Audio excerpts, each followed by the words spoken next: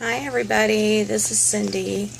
I keep getting so many questions about what all is going on, and I've tried to write it out as clear as I could possibly write it, but I still keep getting questions from friends and family and people that know me. What's going on? Why are you, sorry, my animals, why are you telling people this? Why are you saying all these things? Basically, what I'm saying is my life for the last, I don't know, a while, but my life was hell. I mean, absolute hell. I was unemployed. I had lost my car. I couldn't take care of my child anymore. I was so depressed that I couldn't get out of the bed. I couldn't go brush my teeth. I couldn't do anything. And the whole time, I kept asking God to help me. I'm like, just please help me. Just do something. Something. I don't even care what. Just do something. And the answer was always no. And I didn't understand why the answer was always no, because I felt like that I had helped people my whole life, and I had tried to treat others the way that I wanted to be treated. And that's kind of the motto that I lived by. But did I do a lot of crappy things to some people? Yeah, I did. I was human. I am human. I did a lot of things that I shouldn't have done.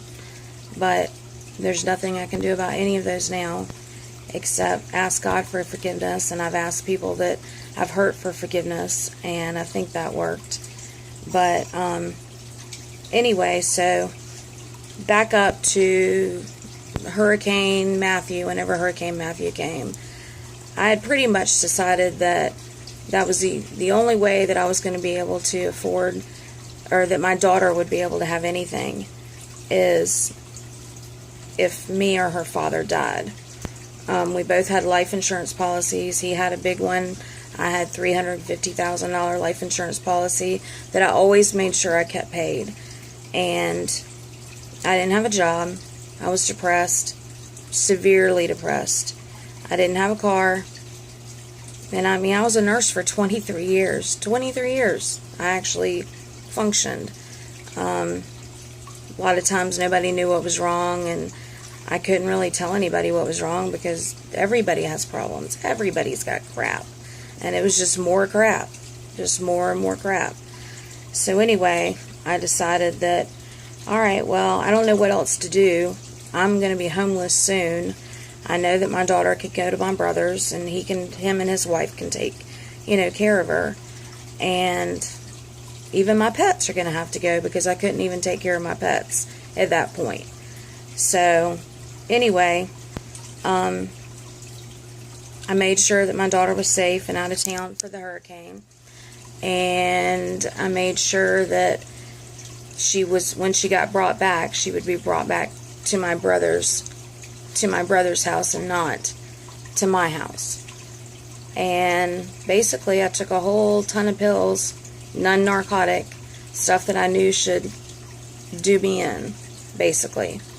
And I'd already checked on the suicide clause and the life insurance policy and all of that stuff, and all of that was fine because we had it for a long time. But anyway, I woke up 4 hours later, and I was upset. I was like, God, are you kidding me? It's like, what can I possibly do? What is it that you want me here for? I can't do anything. I can't take care of myself. I can't take care of my kid. I can't take care of my animals. Why am I here? I don't get it. What do you want me to do? So at that point, I just said, you know what? And everybody had told me this all along the way. You need to give everything to God. Give it up to God.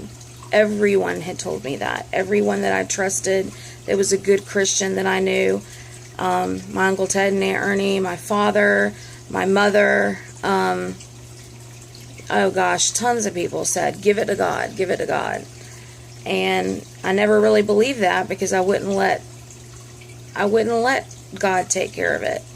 Because I always had to have my hand in it. I always had to, I had to be doing something. And I was kind of a control freak in a way, that I was going to fix all this. I was going to fix all these problems, even though I had no way to fix them. So I told God, I said, you know what? You have it. You got it. You take whatever. You can have my life. I'm going to be living under Truman Parkway soon. Please help me find a good refrigerator box to live in. I mean, that's seriously how bad it was. So, fast forward a little bit. I end up in the mental institution for about a week. And I wasn't even sure when I got there if I was in hell, and that was my hell, or if I was alive. I mean, it was insane. It was crazy. I was crazy. I didn't even know if this was real, if any of it was real. So my daughter, had to go stay with my brother and my pets. And anyway, so she went there. I went to where I was going to go. And they keep you there a week. They start you out on medicine that they don't know whether it's going to work or not. They have no idea what's going to happen with that medicine. It may work, it may not. And it usually takes about 5 weeks. So throw a person in basically jail, because that's basically what it is. Tell them that they need to get their crap together. Give them some medicines that make them feel either like a zombie, or make them feel like they're going to jump out of their skin, or make them feel terrible, or whatever. And then when your insurance runs out, or in my case, if you don't have any insurance, I was cured in a week. As y'all know, I was not cured. Not even close. Not even close. So my dad picked me up, and I remember riding on the way home, and he said, well, how do you feel? Are you okay now? And I thought, these people really, I love my father. I love him so much, but they don't get it. No, I'm not okay. Is there anything about me in my life that looks like I'm okay? Because I am not okay. Sorry, you might hear barking. So, anyway, I went home, and I'd already given everything to God. I mean, I didn't have much to give. I was about done. So, Claire went and lived with my brother and his wife, Danielle, and their little girl, Jordan. And we just kind of lived. I was trying to find a place to live because I didn't have anywhere to live at that point. I was staying at my father's place, but I had to go because I couldn't pay rent. I couldn't pay anything.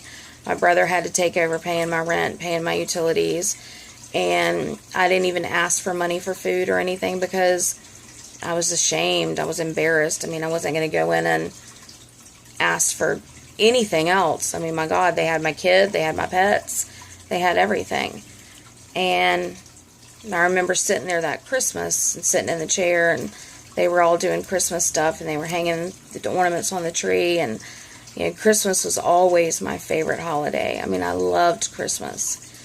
And we were listening to music, and Amazing Grace came on, and I just broke down in tears. I just couldn't handle it. I thought, I can't believe this is my life. I'm 49 years old, 48 then, but 48 years old, and this is actually my life. I don't know where I'm going to be tomorrow. I don't know when I'm going to be kicked out and when I'm not. I didn't have a vehicle. My daughter didn't look at me the same way, and I knew she didn't. And I had promised her when she was 15 that we would be okay, no matter what. Her and I would be okay. I had no idea how that was going to happen. I didn't. That's just something I think mothers are supposed to say. And I knew that she would be okay. I did know that. I knew that she would be okay because my family will take care of her. And because we all love her to death. She's wonderful. But I didn't know what would happen with me. So I just kind of, went to the doctor, went back and forth, went through. You would not believe the rigmarole that you have to go through if you have any kind of mental health problem, because people don't even want to recognize that there is a problem at all. Or they want to say it's all in your head. They want to say put on your big girl panties. They want to say cowboy up. They want to say all these things. You just need to get up in the morning. You just need to put on your clothes and make the bed and run around the the neighborhood and stuff, and you'll feel better.